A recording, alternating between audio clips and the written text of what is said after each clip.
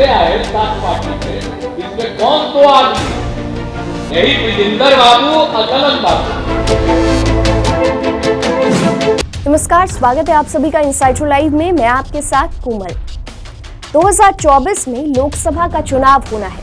इसको लेकर बिहार की राजनीति गर्म है। बीजेपी अलग दावा कर रही है तो वहीं जेडीयू विपक्षी एकता को मजबूत करने में लगी है। रविवार को पटना के श्री कृष्ण मेमोरियल हॉल में खुला अधिवेशन बुलाया गया, जिसमें जेडीयू के देश भर से आए कार्यकर्ताओं और नेताओं ने भाग लिया। पार्टी कार्यकर्ताओं ने 2024 में नीतीश कुमार को प्रधानमंत्री बनाने के साथ देश को भाजपा मुक्त बनाने का संकल्प लिया। नीतीश कुमार हालांकि कई बार ये कह चुके हैं कि प्रधानमंत्री बनने की उनकी कोई इच्छा नहीं है। उनका लक्ष्य सिर्फ और सिर्फ 2024 में केंद्र की सत्ता से बीजेपी को बाहर करना है, जिसके लिए वो विपक्ष को एकजुट करने की कोशिश कर रहे हैं। जबकि खुला अधिवेशन में कार्यकर्ताओं ने मुख्यमंत्री नीतीश कुमार के सामने ही 2024 में देश का प्रधानमंत्री कैसा हो, नीतीश कुमार जैसा हो का नारा लगाया। इसी अधिवेशन में कार्यकर्ताओं ने 2024 लोकसभा चुनाव में नीतीश कुमार को प्रधानमंत्री बनाने का संकल्प भी लिया।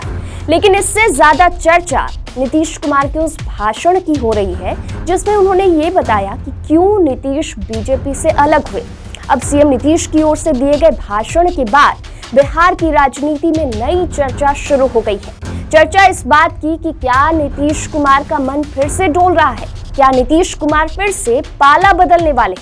दरअसल सीएम नीतीश ने अधिवेशन में कुछ ऐसी बातें कह दी है, जिससे इस तरह के सवाल अब उठने लगे हैं। अब लोग सीएम के भाषण के बाद चुनावी रणनीतिकार प्रशांत किशोर के उस भविष्यवाणी को याद करने लगे हैं, जिसमें वो कह रहे थे कि नीतीश कुमार जल्द ही पाला बदलेंगे। जेडीयू कार्यकर्ताओं को संबोधित करते हुए सीएम नीतीश ने बताया कि वो बीजेपी से क्यों अलग हुए। नीतीश कुमार ने कहा कि बिहार सरकार के वरिष्ठ मंत्री विजेंद्र यादव और जेडीयू के राष्ट्रीय अध्यक्ष ललन सिंह की सलाह पर उन्होंने एनडीए से अलग होने का फैसला लिया। उन्होंने ये भी कहा कि इन्हीं दोनों नेताओं ने उन्हें सलाह दी थी कि एनडीए से अलग होकर महागठबंधन में शामिल हो जाएं। जो हम लोग उधर थे और उधर से फिर इधर चले आए सात पार्टी में, इसमें कौन दो आदमी? यही विजेंद्र बाबू और ललन बाबू। यही निर्णय दिए, पूरे हम सबको बुलाइए, सब एग्री किया, सारे देश भर के लोगों को बुलाया, सब एग्री किया। तो भाई विजेंद्र बाबू, आपको बोलना चाहिए पूरा,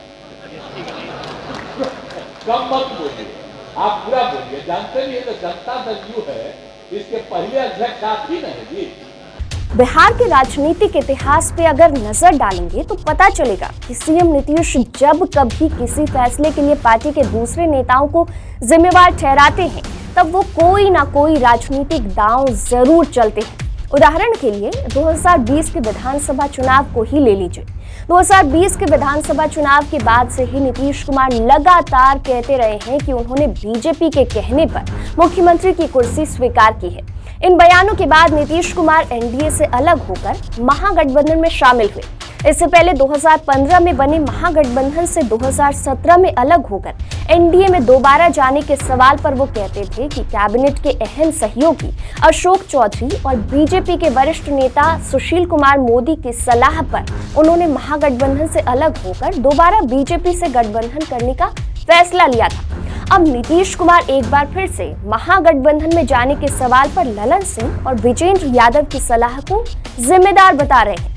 इस वजह से उनके एक बार फिर से पाला बदलने पर सवाल उठाया जा रहा है। अब आते हैं प्रशांत किशोर के उस भविष्यवाणी पर, जिसमें पीके ने दावा किया कि नीतीश कुमार जल्द ही पाला बदलेंगे। चुनावी रणनीतिकार इन दिनों बिहार में जनसुराज यात्रा कर रहे हैं। इस दौरान वो सीएम नीतीश को लेकर लगातार बयान भी दे रहे हैं। प्रशांत किशोर ने कोहनी उपचुनाव में जेडीयू प्रत्याशी की हार के बाद ये आरोप लगाया कि नीतीश कुमार एक बार फिर से पाला बदल सकते हैं। इससे पहले प्रशांत किशोर ने तर्क दिया था कि जेडीयू के एनडीए से अलग होने के बाद भी नीतीश कुमार के करीबी हरिवंश राज्यसभा के उपसभापति बने हुए ही हैं। उन्होंने आरोप लगाया कि हरिवंश के जरिए नीतीश कुमार एक बार फिर से एनडीए में जाने का ऑप्शन रखे हुए हैं।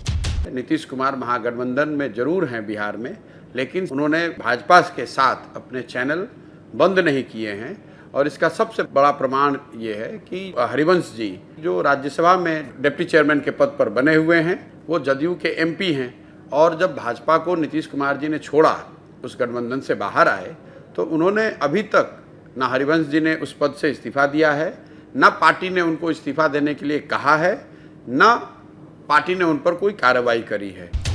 अभी हाल ही में भारत को मिली G20 की अध्यक्षता को लेकर जब प्रधानमंत्री नरेंद्र मोदी ने सर्वदलीय बैठक बुलाई थी, तो पहली बैठक जो कि 5 दिसंबर को बुलाई गई थी, उसमें सीएम नीतीश शामिल नहीं हुए थे। लेकिन इसी मुद्दे पर पीएम ने जब दूसरी बैठक 11 दिसंबर को बुलाई, तो इसमें नीतीश कुमार शामिल हुए। यहाँ गौर करने वाली बात यह है कि पहली बैठक जब हुई तब कोटनी उपचुनाव के रिजल्ट नहीं आए थे।